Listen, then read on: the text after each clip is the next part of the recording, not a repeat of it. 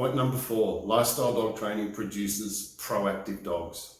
And this is a really big deal, because if dog training is pretty prescriptive and it's me, I give the instruction to my dog, the dog responds and it does a certain behavior, then the dog effectively from day one is completely reactive to a scenario.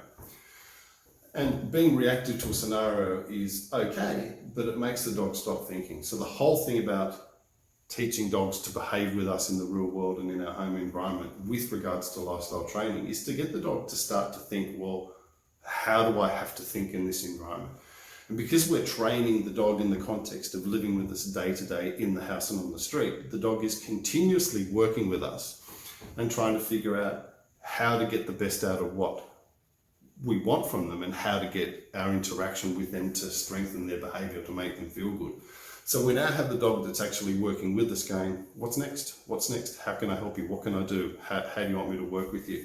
And the reason why this is important, it comes from how I train dogs to do work for the service agencies. You have a look at a police, prison or military dog, and I'm always harping back to these kinds of dogs. These are the ultimate dogs because they're effectively great potential family dogs. But they're dogs that actually think on their feet and look at scenarios to actually problem solve as opposed to scenarios to do destructive behavior. So lifestyle dog training is all about putting the dog into a situation that it actively or proactively thinks how to get the best out of you to get the best personal satisfaction for itself going forward in every scenario. Point number 5, guys, lifestyle dog training produces confident dogs. Now, we can never have a dog that's overly confident. In fact, confidence is one of these things that we need to keep pushing and developing right the way through the dog's life. So the first 14 to 16 weeks is all about getting the puppy to remove fear of a lot of different objects and a lot of different stimuli, a lot of different scenarios, so that when it becomes an adult, it's much more able to deal with pressure. Lifestyle dog training is about taking that concept of what we had as a puppy and extending it right the way through the dog going through as an adult, because what we want to do is to develop confidence in every scenario. And the reason why lifestyle dog training is great with regards to this is every single time we're picking up the lead, whether it's be in the house or on the street, we're looking for scenarios to train the dog, and we're looking for scenarios to actually strengthen the confidence.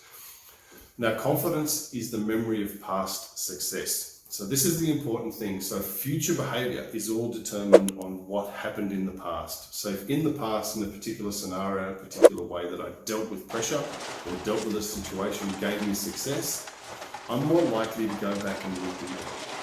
And if past scenarios where I did stupid behavior led me to failure, I tend to remember that as well. So what we try and do with lifestyle dog training is to put the dog into as many positive scenarios as possible, where the pup or the dog learns to make really good decisions that alter the way things happen in the future. So what the dog learns is, if I follow the patterns or the structures or the guidelines that you've given me, they will never lead to failure. And every single time I do that, I get more and more and more confident. It's like a great athlete. The stronger your fundamentals are, the higher degree you can actually play your sport. And what we try and do with lifestyle dog training is give the dog problem-solving fundamentals with you on a day-to-day basis that it can carry through for life. So confidence, incredibly important. Point number 6, lifestyle dog training entices people to use multiple reward structures. Now, this is a really important one. A lot of people get stuck using one particular reward methodology. And while I don't have any problem with any one reward methodology, positive reinforcement is positive reinforcement. It strengthens desirable behaviors. The problem that I have when you only use one reward methodology, sometimes that's not what the dog needs in that particular instance. So lifestyle dog training is all about teaching owners to understand that dogs have different requirements to be rewarded with in different scenarios, depending on what it is that we want the dog to achieve at that point in time. Sometimes it might be a ball, sometimes it might be a tug of war, sometimes it might be a pat, sometimes it might be food, sometimes it might be letting it interact with a distraction or a stimulus that's causing excitability, and sometimes it's removing the dog from a particular situation if that situation is causing it stress and it's given us the correct behavior before we remove it.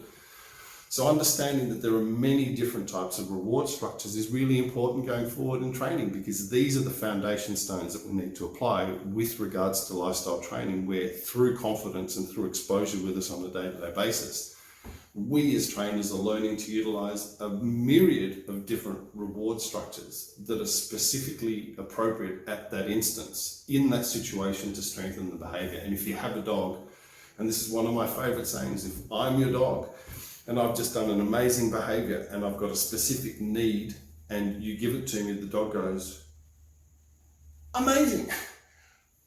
I've just resisted something, or I've just done something that I thought was difficult. And the reward that you've given me is exactly what I wanted. How do you know me so well? And this produces an incredibly strong relationship between the handler and the dog. So lifestyle dog training is about understanding there are lots of different ways to reward a dog and to pick the right one at the right time.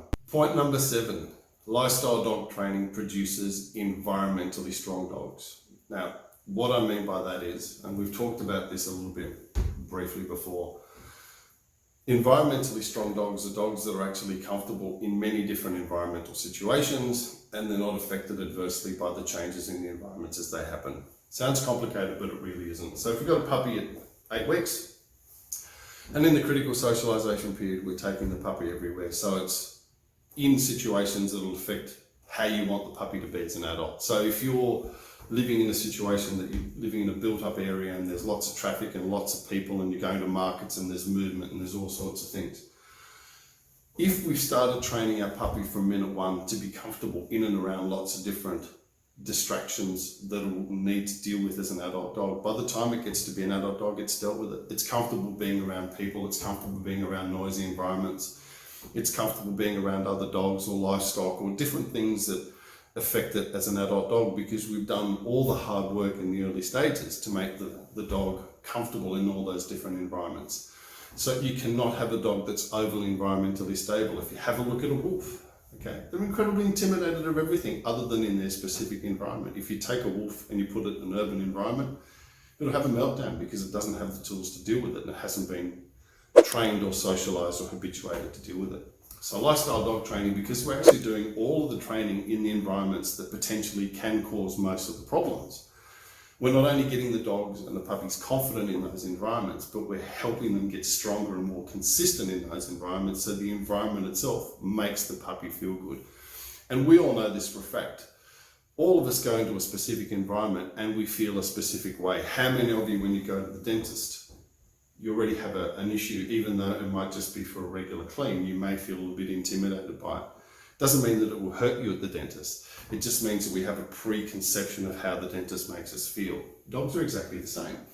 So if we put dogs in an environment in the street and they know that they'll feel uncomfortable in that environment, they'll be hesitant to go in it. Conversely, if we put the dogs into different environments and every other time they've been in those environments, they've had really positive association with them, then all of a sudden, the more we put them in those environments, the more they feel confident in it. So these are the dogs that will go to the dentist and go, this is great, clean my teeth, it feels great. Every time I'm here, it's amazing. So this is what we try and do with lifestyle dog training, is to make the environment predictive of really amazing things going forward for the dog. So the environment itself is a stable, strong, nurturing place.